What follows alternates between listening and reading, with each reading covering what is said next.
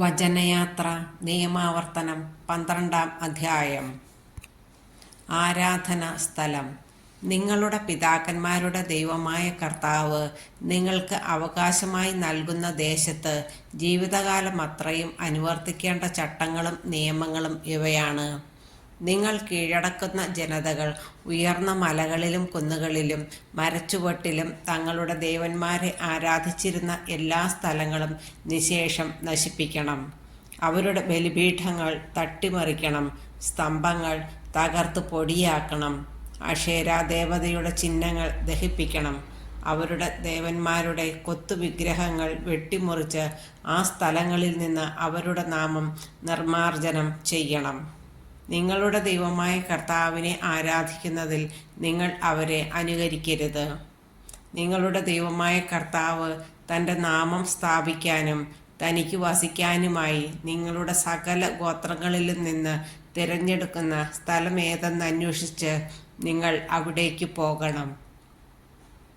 നിങ്ങളുടെ ദഹനബലികളും മറ്റു ബലികളും ദശാംശങ്ങളും നീരാജനങ്ങളും നേർച്ചകളും സ്വാഭിഷ്ട കാഴ്ചകളും ആടുമാടുകളുടെ കടിഞ്ഞൂൽ ഫലങ്ങളും അവിടെ കൊണ്ടുവരണം. നിങ്ങളുടെ സകല പ്രവർത്തികളിലും നിങ്ങളുടെ ദൈവമായ കർത്താവ് നിങ്ങളെ അനുഗ്രഹിച്ചതിനാൽ നിങ്ങളും കുടുംബാംഗങ്ങളും അവിടെ വച്ച് നിങ്ങളുടെ ദൈവമായ കർത്താവിൻ്റെ മുമ്പിൽ അവ ഭക്ഷിച്ച് സന്തോഷിക്കണം. ഇന്ന് ഓരോരുത്തരും താന്താങ്ങൾക്ക് ഇഷ്ടമുള്ളത് പ്രവർത്തിക്കുന്നത് പോലെ അന്ന് നിങ്ങൾ ചെയ്യരുത്. എന്തുകൊണ്ടെന്നാൽ ഇതുവരെ നിങ്ങൾ നിങ്ങളുടെ വിശ്രമസ്ഥാനത്ത് നിങ്ങളുടെ ദൈവമായ കർത്താവ് നിങ്ങൾക്ക് അവകാശമായി നൽകുന്ന ദേശത്ത് എത്തിച്ചേർന്നിട്ടില്ല.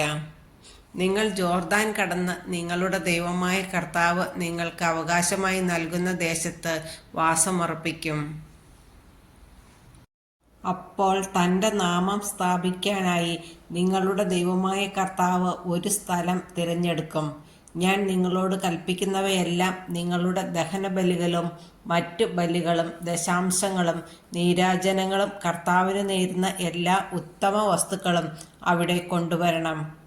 നിങ്ങളുടെ ദൈവമായ കർത്താവിൻ്റെ മുൻപിൽ നിങ്ങളും നിങ്ങളുടെ പുത്രന്മാരും പുത്രികളും ദാസന്മാരും ദാസികളും നിങ്ങളുടെ നഗരങ്ങളിൽ വസിക്കുന്ന ലേവ്യരും സന്തോഷിക്കണം.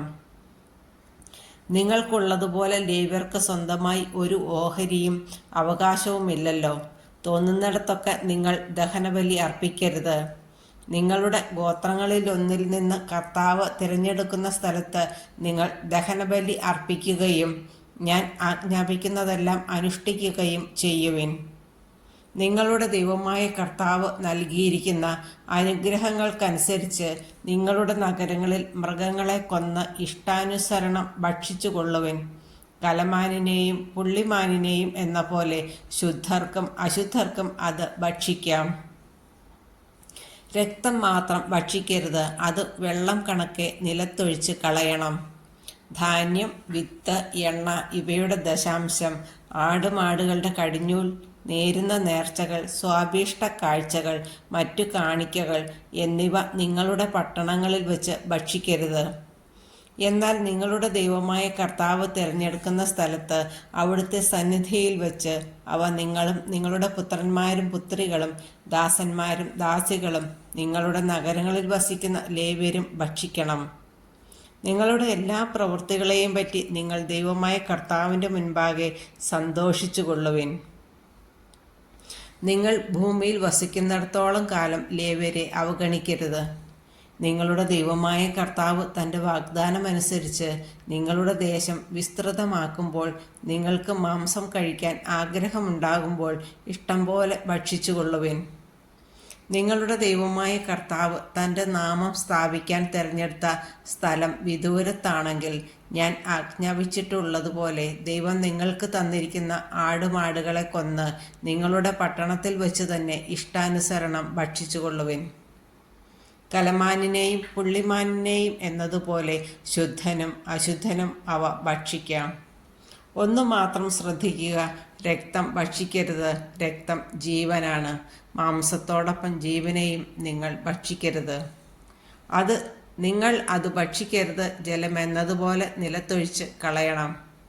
നിങ്ങൾ അത് ഭക്ഷിക്കരുത്. അങ്ങനെ കർത്തൃസന്നിധിയിൽ ശരിയായത് പ്രവർത്തിക്കുമ്പോൾ നിങ്ങൾക്ക് ശേഷം നിങ്ങളുടെ സന്തതികൾക്കും നന്മയുണ്ടാകും. ദൈവത്തിന് സമർപ്പിച്ച് വിശുദ്ധമാക്കിയ വസ്തുക്കളും നേർച്ചകളും മാത്രം അവിടുന്ന് തിരഞ്ഞെടുക്കുന്ന സ്ഥലത്തേക്ക് നിങ്ങൾ കൊണ്ടുപോകണം. അവിടെ നിങ്ങളുടെ ദൈവമായ കർത്താവിൻ്റെ ബലിപീഠത്തിൽ നിങ്ങളുടെ ദഹനബലികൾ മാംസവും രക്തവും സമർപ്പിക്കണം.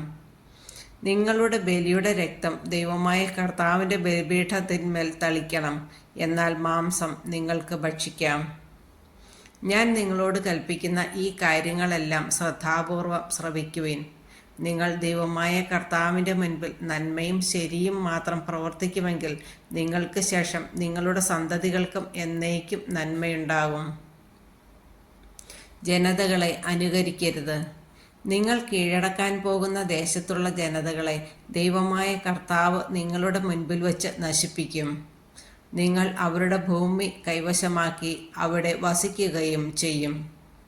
അവർ നശിച്ചു കഴിയുമ്പോൾ അവരെ അനുകരിച്ച് വഞ്ചിതരാകാതിരിക്കാൻ പ്രത്യേകം ശ്രദ്ധിക്കണം. ഈ ജനം ചെയ്തതുപോലെ നിങ്ങളും ചെയ്യേണ്ടതിന് അവർ എപ്രകാരം തങ്ങളുടെ ദേവന്മാരെ സേവിച്ചു എന്ന് നിങ്ങൾ അന്വേഷിക്കരുത്. നിങ്ങളുടെ ദൈവമായ കർത്താവിനെ ആരാധിക്കുന്നതിൽ നിങ്ങൾ അവരെ അനുകരിക്കരുത്. കർത്താവ് വെറുക്കുന്ന സകല മ്ലേച്ഛതകളും അവർ തങ്ങളുടെ ദേവന്മാർക്കു വേണ്ടി ചെയ്തു. ദേവന്മാർക്കു വേണ്ടി അവർ തങ്ങളുടെ പുത്രന്മാരെയും പുത്രികളെയും പോലും തീയിൽ ദഹിപ്പിച്ചു. ഞാൻ നിങ്ങളോട് കൽപ്പിക്കുന്ന കാര്യങ്ങളിലെല്ലാം നിങ്ങൾ ശ്രദ്ധാലുക്കളായിരിക്കണം. ഒന്നും കൂട്ടുകയോ കുറയ്ക്കുകയോ ചെയ്യരുത്.